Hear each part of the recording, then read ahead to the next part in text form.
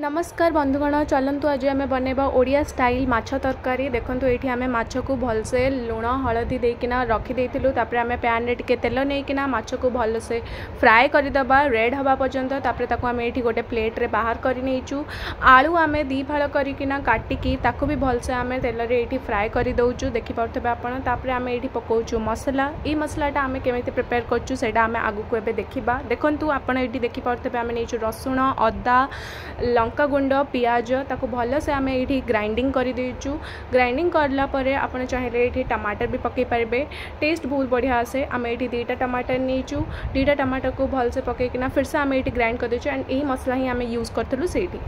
आम ये आपण स्वाद अनुसार लुण पकई पारे तापरे लंका गुंड कश्मीरी लाल मिर्च पाउडर तापरे आम ये नहींचु हल्दी पाउडर तापरे लंका आम पकईचु तापरे ये पकईबा आम एबे